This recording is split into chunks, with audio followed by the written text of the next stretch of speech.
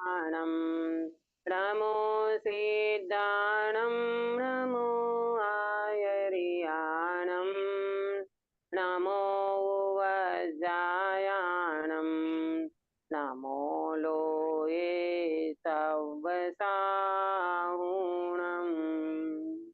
हाँ, नलिनी बेन। हाँ, जय जिनेन्द्र। हाँ। मंगलमय मंगल करण वीतराग विज्ञान नमो ते हजेति थया अरिहंतादि महान करि मंगल करुछु महा ग्रंथ करण शुभ काज जेति मळे समाज सर पामे निज पदराज जे निज भाव सदा सुखद निजनो करो प्रकाश जे बहुविधि भव दुख तणी करि छे सत्तानाश। बहुत सुंदर मंगलाचरण आपने किया। सुबह मंगल प्रभात की मंगल वेला में हमारी चर्चा चल रही है मोक्ष मार्ग प्रकाशक जी शास्त्र तीसरे अधिकार के अंतर्गत हमारी पर्यायगत अपेक्षा से 4 गति के दुखों का वर्णन हमारा चल रहा है। इसमें हम तिर्यंच गति, नरक गति और तिर्यंच गति, ये 2 गति के दुखों का वर्णन हमारा हो चुका है। आज हम देव गति के दुखों का वर्णन करेंगे, है ना। इसकी चर्चा करेंगे। पेज नंबर 68 पे नीचे है देवगति के दुख, आपको मिला होगा, है ना। देवगति क्या है? लोगों को देव माने स्वर्ग की बात करते ही मुंह में पानी आने लगता है। मुझे तो स्वर्ग में जाना है, मुझे स्वर्ग का सुख चाहिए।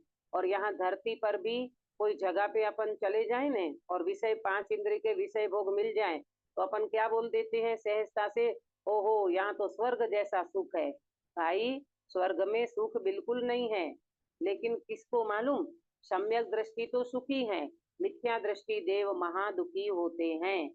कल इसके पहले जब हमने चर्चा की थी तब मैंने आपको नोट कराया था कि देवगति में भवनपति, व्यंतर और ज्योतिषी, ये 3 को तो देव कहते हैं। और ऊपर का जो वैमानिक है ना, वहाँ स्वर्ग है। 16 स्वर्ग जो अपन कहते ना, वो कहाँ होता है? वो ऊपर होता है। भवनपति, व्यंतर और ज्योतिषी, इनका रहने का स्थान, इनको देव कहते हैं। और इसके ऊपर जो वैमानिक देव हैं उनको वास्तव में स्वर्ग कहते हैं। बराबर। तो ये बात को प्रॉपर समझना। कोई स्वर्ग के लोभ से, कोई स्वर्ग के अंदर में महत्वाकांक्षा से अपने को कोई कार्य नहीं करना चाहिए और स्वर्ग में जाने की भावना भी नहीं करना चाहिए। जब हमारे घर में कोई बड़ील का मृत्यु होती है तो अपन क्या लिख देते हैं, हमारे पिताजी स्वर्गवासी हो गए हैं। स्वर्गवासी हो गए आप कैसे कह सकते हो? आया समझ में? वो तो कॉमन एक व्यवहार की भाषा है। बाकी देखा जाए तो स्वर्ग में भी कोई सुख नहीं है। मिथ्या दर्शन लेकर के तो जीव कहीं पर भी दुखी ही होता है। इसलिए मालूम क्या कहा, हे जिनेन्द्र भगवान, मुझे सम्यक दर्शन सहित नरकावास मंजूर है, परंतु मुझे मिथ्यात्व सहित स्वर्ग नहीं चाहिए। क्या बोला अंकित भैया, रिपीट करोगे? सम्यक दर्शन सहित नरक चल जाएगा, हाँ परंतु मिथ्या दर्शन सहित स्वर्गवास नहीं चाहिए। हाँ, मुझे मिथ्यात्व सहित स्वर्ग पसंद नहीं है। क्यों भाई? अगर मुझे सम्यक दर्शन नहीं है, मुझे मेरी भगवान आत्मा का विश्वास, प्रतीति, श्रद्धा नहीं है, तो जीव क्या करेगा स्वर्ग में जाके? स्वर्ग में जाके फिर वही विषय भोगों में आसक्त होकर के, है ना, मिथ्यात्व सहित कर्म बंद करेगा और फिर वो चतुर्गति में परिभ्रमण ही होगा। इससे अच्छा तो नरक गति में, भले वो तो एक ऐसी बात नहीं है, वो तो बंद हो जाता है तो जीव चला जाता है, किसी के हाथ में नहीं है नरक और स्वर्ग। परंतु कहने का मतलब ये है कि नरक गति में अगर सम्यक दर्शन लेकर के जीव चला जाए तो वो व्यक्ति वहाँ एकत्व नहीं करता। वो जैसे श्रेणिक महाराजा हैं तो नरक में रहते हुए भी अपने भगवान आत्मा का श्रद्धान पूरा करके बैठे हैं। तो इस तरह से इस बात को समझना कि स्वर्ग के ज्यादा लोभ रखने की जरूरत नहीं है मिथ्यात्व सहित। देखो, देवगति के दुख, तथा देव पर्याय में ज्ञानादि की शक्ति औरों से कुछ विशेष है। औरों से माने नरक गति के जीव से, तिर्यंच गति के जीवों से उनकी ज्ञानादि की शक्ति विशेष है। मिथ्यात्व से अतत्व श्रद्धानी हो रहे हैं, परंतु मिथ्यात्व होने के कारण अपने भगवान आत्मा का श्रद्धा नहीं कर पाते और मिथ्यात्व होने के कारण वो अज्ञानी बने रहते हैं। तथा उनके कसाय कुछ मंद है, कसाय मंद है। स्वर्ग के देव है ना, तो कसाय थोड़ी मंद होती है, ऐसे तीव्र कसाय वाले नहीं होते। भवनवासी व्यंतर ज्योतिषिकों के कसाय बहुत मंद नहीं है और उसका उपयोग चंचल बहुत है। क्या है मालूम? भवनपति, व्यंतर और ज्योतिषी, ये तीनों प्रकार के जो देव हैं वो चंचल, इसमें खास करके व्यंतर जो हैं वो चंचल प्रकृति के माने जाते हैं और उनकी कसाई भी थोड़ी ठीक होती है, मतलब एकदम से मंद नहीं होती। जैसे आप देखो ना कि ये जो व्यंतर वगैरह का जो उपद्रव होता है, कोई मनुष्य को ऐसे लग जाता है ना, व्यंतर व्यंतर की पीड़ा हो जाती है, तो वो व्यंतर क्या करते हैं, चंचल प्रकृति के होने के कारण वो इस प्रकार का उपद्रव मचाते हैं कि वो सामने वाला मनुष्य मनुष्य जैसा नहीं रहता, नॉर्मल रूप में नहीं रह सकता वो व्यक्ति, और कुछ ऐसी हरकतें करता है कि वो मनुष्य उचित नहीं होती है ना, जिससे पूरा घर परेशान हो जाता है। कहाँ कहाँ धक्के खाने पड़ते हैं उन व्यंतर को निकालने के लिए। तो ये कौन करता है? वो व्यंतर जाति के चंचल प्रकृति के देव करते हैं। तथा कुछ शक्ति भी है, सो कसायों के कार्यों में प्रवर्तते हैं, है ना, शक्ति भी है उनको, तो कसाय आदि कार्यों में प्रवर्तते हैं। कभी कहाँ चले जाएंगे, कभी कहाँ चले जाएंगे। इसलिए तो कहते हैं ऐसी जगह पे कभी भी आप मल मूत्र का विसर्जन नहीं करो, कि जैसे करके कि वो बड़े बड़े पेड़ होते हैं, है ना, ऐसे वृक्ष वगैरह होते हैं, ऐसी जगहें होती है जहाँ पर इन व्यंतरों का निवास होता है, तो वहां से ये चीज हो जाती है। कौतूहल विषय आदि कार्यों में लग रहे हैं और उस आकुलता से दुखी ही हैं। बेचारे क्या करे, देखो, है ना, फालतू काम तो है नहीं कुछ, भूख नहीं है, प्यास नहीं है, नींद नहीं है ना, पांच इंद्रिय के और मतलब जैसे अपने को क्या घर गृहस्थी के काम, धंधा धापा, ये सब कर्म भूमि में है, वहां स्वर्ग में ऐसा कुछ काम है ही नहीं, तो बेचारा क्या करे, कौतूहल तो है अंदर में, तो इस प्रकार के कार्य करते रहते हैं और आकुलता से दुखी बने रहते हैं। कोई उनको चैन नहीं है गिरीश भाई, कोई ऐसा उपद्रव कर लेंगे तो वो सुखी हो जाएंगे, ये बिल्कुल नहीं है, क्योंकि मिथ्यात्व होने के कारण वो व्यक्ति कभी भी सुखी नहीं रह सकता और इस प्रकार से कार्य करते हुए दुखी बने रहते हैं। तथा वैमानिकों के ऊपर ऊपर विशेष मंद कषाय है।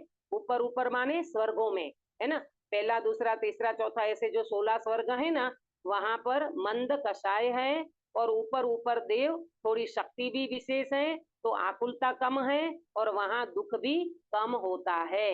देखो लिखा है ना कि आकुलता से दुख, वैमानिकों के ऊपर ऊपर विशेष मंद कषाय है, शक्ति विशेष है, इसीलिए आकुलता घटने से दुख भी घटता है।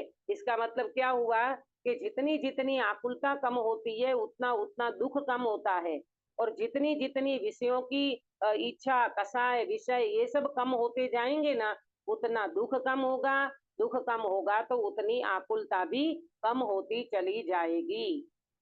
यहाँ देवों के क्रोधमान कषाय हैं, परंतु कारण थोड़ा है, इसलिए उनके कार्य की गौणता है।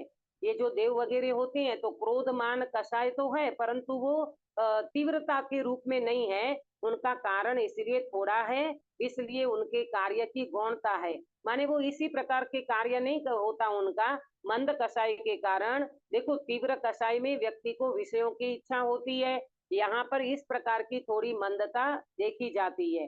किसी का बुरा करना तथा किसी को हीन करना इत्यादि कार्य निकृष्ट देवों के तो कौतूहल आदि से होते हैं, परंतु उत्कृष्ट देवों के थोड़े होते हैं, मुख्यता नहीं है। देखो क्रोध और मान है ना, तो क्रोध और मान में किसी का बुरा करना, किसी का हीन करना, ये कार्य निकृष्ट देव को तो कौतूहल आदि से हो जाते हैं, परंतु जो उत्कृष्ट देव हैं जिसको हम स्वर्ग के देव कहते हैं, 16 स्वर्ग, नव ग्रैवक, नव अनुदिश, अनुत्तर विमान, ये सारे जो देव हैं, मैंने स्वर्ग के जो देव हैं, उनको इस प्रकार की मुख्यता नहीं रहती है। क्योंकि ऊपर ऊपर कसाई मंद होती जाती है, विषयों की इच्छा भी कम होती जाती है, इसीलिए उस प्रकार का वहां वातावरण नहीं देखा जाता। तथा माया लोभ कसायों के कारण पाए जाते हैं, इसलिए उनके कार्य की मुख्यता है।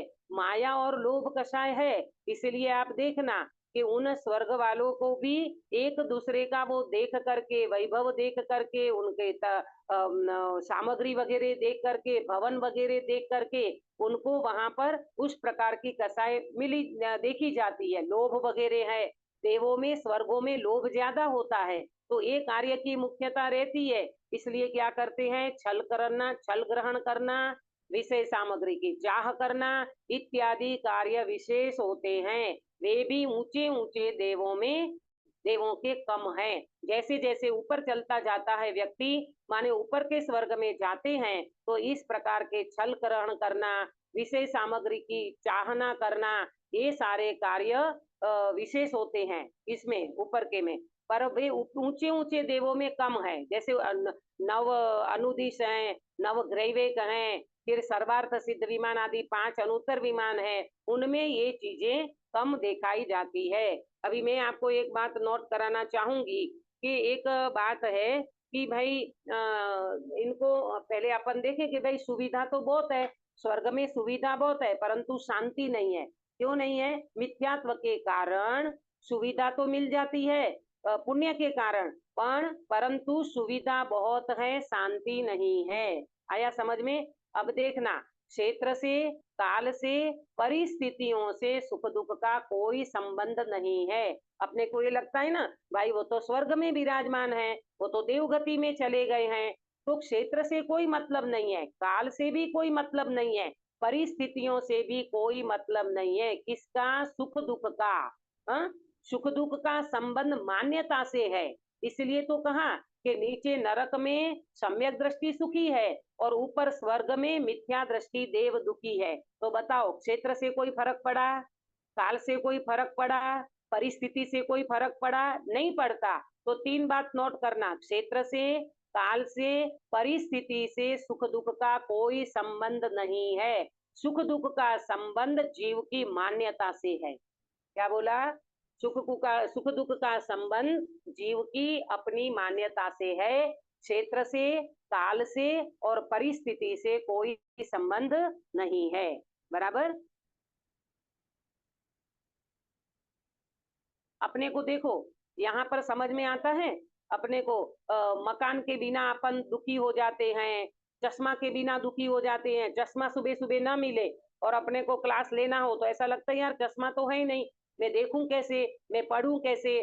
तो मोबाइल के बिना दुख समझ में आता है अपने को, चश्मा के बिना दुख समझ में आता है अपने को, मोबाइल के बिना दुख समझ में आता है। आप यहाँ से घर से निकल जाओ और पूरे दिन के लिए कहीं चले गए आप कुछ काम विशेष से, और पूरा दिन आपके हाथ में मोबाइल नहीं है, सपोज करो गलती से भूल गए, अब आप कैसा महसूस करोगे सुनीता जी?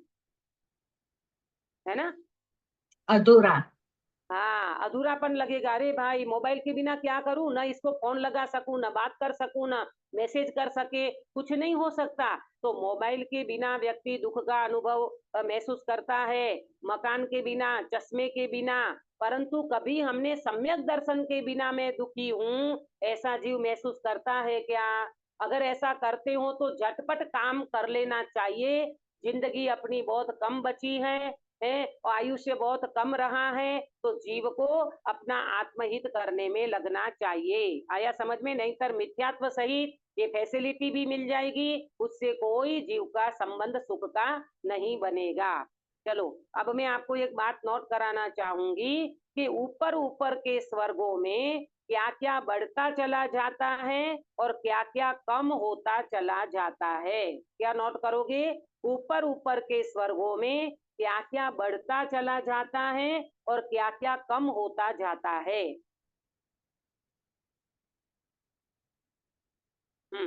सबसे पहले नोट करना कि ऊपर, पहले मैं बढ़ने की बात बताती हूँ, क्या क्या बढ़ता है ऊपर ऊपर में। आयु बढ़ती चली जाती है। आपको पता है कम से कम आयु कितनी होती है देवगति में और ज्यादा से ज्यादा? काश्मीरा बेन તેત્રીસ સાગરોપમ વૈમાનિક દેવમાં અનુત્તર વિમાનમાં 33 સાગરોપમ નું આયુષ્ય હોય છે ને. हाँ, और जगन्य જગને નહીં मिनिमम, પતા. हाँ 10,000 वर्ष 10,000 वर्ष बहुत बढ़िया। मिनिमम मिनिमम 10,000 वर्ष, जगन्य 10,000 वर्ष और उत्कृष्ट 33 सागरोपम की स्थिति होती है। तो यहाँ पर क्या बताया कि ऊपर ऊपर के स्वर्ग में आयु बढ़ती चली जाती है। आप देखो ना, पहला सौधर में इंद्र है, ऊपर के स्वर्ग का जो देव है, उनकी आयु 2 सागर से अधिक है, 2 सागर से ज्यादा है। ऐसे ऊपर ऊपर आयु बढ़ती चली जाती है। तो नंबर 1 नोट करना, आयु बढ़ती चली जाती है। नंबर 2 प्रभाव, उसका प्रभाव बढ़ता चला जाता है। जैसे जैसे ऊपर का लेवल मिलता है ना स्वर्गों में, तो उनका जैसे जैसे देखो ऊपर के देवलोक में जाते हैं ऊपर, तो वैसे वैसे उसका प्रभाव भी बढ़ता जाता है। दूसरे से तीसरे का, तीसरे से चौथे स्वर्ग वालों का, ऐसे उनका प्रभाव बढ़ता चला जाता है। आपको पता है कि ये जो अपन कहते हैं ना कि अपने को यहाँ हरिजन वगैरह है ना, जो ऐसे हल्की कोम वाले व्यक्ति हैं, तो उनको बहुत ऐसा काम वगैरह करना पड़ता है ना। ऐसे उनको मनुष्य जो ऊपर वाले हाई क्वालिटी के मनुष्य हैं, तो वो उनको इस प्रकार के हल्के काम भी बताए जाते हैं, क्योंकि उनकी जाति ऐसी है। तो इस प्रकार से वहां आप समझना कि वहां पर स्वर्ग के देवों में भी कदम कदम पर उनको आज्ञा का पालन करना पड़ता है। जैसे नीलांजना ने नृत्य किया था, कब किया था, किसके शासन में? आयुपान हो रहा था।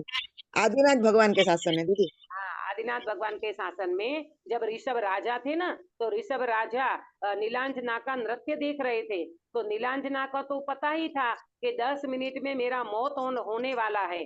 देखो ये देवियां होती है ना, उनको स्वर्ग को सबको अवधि ज्ञान तो जन्म से होता है, तो उनको ये पता था कि 10 मिनट में ये नृत्य करूंगी और मेरी मौत हो जाएगी। तो मैं नृत्य ना करूं ना, मैं मना कर दूं ना, लेकिन पलट करके मना करने की वहां व्यवस्था नहीं है। वो बिल्कुल ना नहीं बोल सकते। जो देव आज्ञा करते हैं वो उनको करना ही पड़ता है। आया समझ में? जैसे अपन यहाँ समझते थे ना, नौकर वर्ग होता है, तो वो नौकरों को काम करना पड़ता है सेठ की आज्ञा मुजब। वहां स्वर्ग में भी ऐसी परिस्थिति है। वहां के जो देव होते हैं और उनके नीचे वाले जो होते हैं निकृष्ट वाले, उनको ऐसे काम करने पड़ते हैं। आया समझ में? बिल्कुल पलट करके जवाब नहीं दे सकते कि हम नहीं करेंगे, हमें नहीं करना है। वो इस प्रकार की वहां माने प्रभाव है। ये प्रभाव आया ना शब्द, उससे मैं बता रही हूँ कि उन देवों का प्रभाव ही ऐसा होता है कि उनके नीचे उनको काम करना पड़ता है। जैसे अभी मोदी जी हैं, तो मोदी जी का प्रभाव क्या है, पीएम के पे है ना, तो ये मोदी जी का प्रभाव है। 500,000 की नोट बंद करना, किसी व्यक्ति को ये करा देना, वो करा देना, तो वो सब उनके हाथ में सत्ता रहती है, प्रभाव रहता है। देखो फिर बताया कि सुख, ऊपर सुख बढ़ता चला जाता है। इंद्रिय सुख की बात है, सुख बढ़ता चला जाता है। फिर स्थिति, स्थिति माने आयु, आयु तो आ गया, आयु तो बोल दिया ना, स्थिति आयु तो एक ही बात है। हाँ, विषय, विषय बढ़ते चले जाते हैं। फिर द्युति, उनका तेज, द्युति माने तेज, उनका तेज बढ़ता चला जाता है। ऊपर ऊपर के स्वर्ग में देवों का तेज बढ़ता है।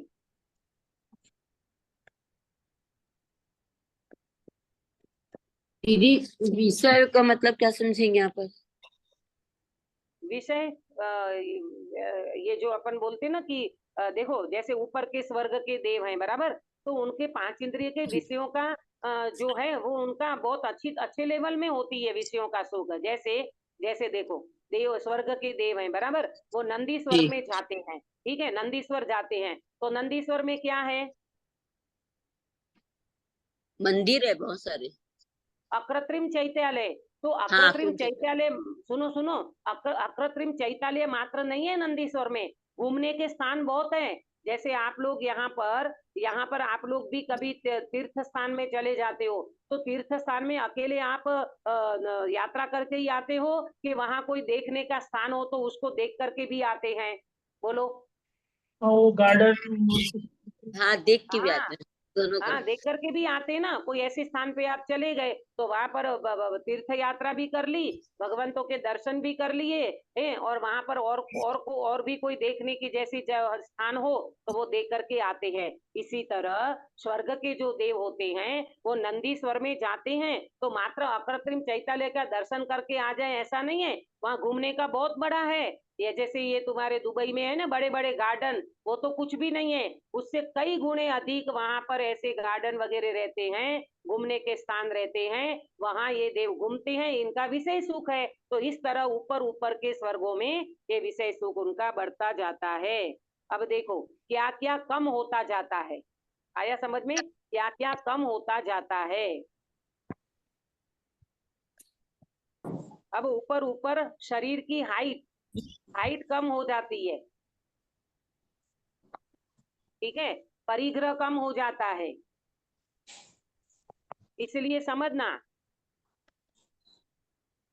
कि ऊपर ऊपर अब मैं बताऊंगी, परिग्रह कम होता है, अहंकार कम होता जाता है, अहम होता है ना व्यक्ति को, मान संज्ञा, अहंकार कम होता जाता है, और वैभव कम होता जाता है। क्या कम होता जाता है? वैभव। तो गिरीश भाई इस बात को समझना, ऊपर वैभव कम है माने परिग्रह कम है, तो इसका मतलब कि परिग्रह से व्यक्ति सुखी होता है, ये बिल्कुल नहीं है। आया समझ में?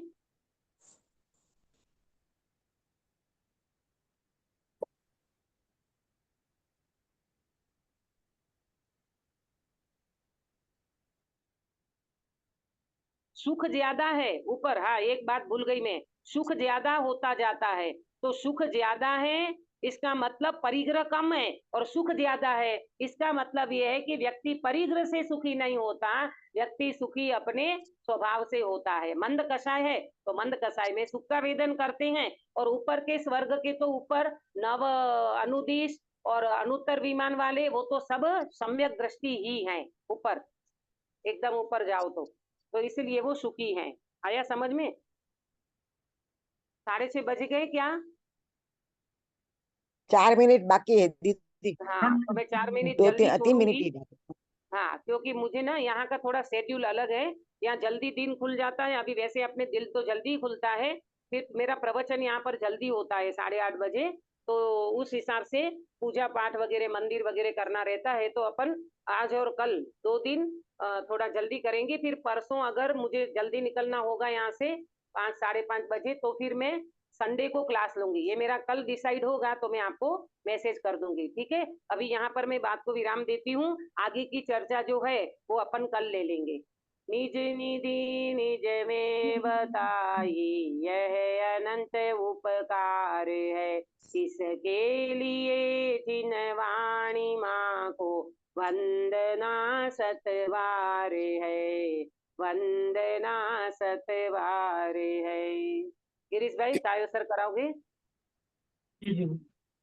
नमो यंताणं नमो सिद्धाणं नमो आयर्याणं नमो वज्राणं नमो लोये सोसाणं नमो यंताणं नमो सिद्धाणं नमो आयर्याणं नमो वज्राणं नमो लोये सोसाणं नमो यंताणं नमो सिद्धाणं नमो आयर्याणं नमो वज्राणं नमो लोये सोसाणं नमो यंताणं नमो सिद्धाणं नमो आयर्याणं नमो वज्राणं नमो लोये सोसाणं नमो यंताणं नमो सिद्धाणं नमो आयर्याणं नमो वज्राणं नमो लोये सोसाणं नमो यंताणं नमो सिद्धाणं नमो आयर्याणं नमो वज्राणं नमो लोये सोसाणं नमो यंताणं नमो सिद्धाणं नमो आयर्याणं नमो वज्राणं नमो लोये सोसाणं नमो यंताणं नमो सिद्धाणं नमो आयर्याणं नमो वज्राणं नमो लोये सोसाणं नमो यंताणं नमो सिद्धाणं नमो आयर्याणं नमो वज्राणं नमो लोये सोसाणं ऐसो पंच नमस्कारो सब पावनासनो मंगलानं च सर्वस्य कम हो।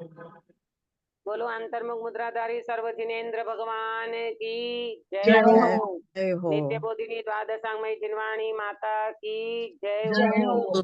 3 कम 9 करोड़ सर्वे वितरागी महामुनि राजों की जय जय हो। हो। परम अहिंसामय वितरागी जैन धर्म की जय जय हो। हो। सभी को जय जिनेन्द्र।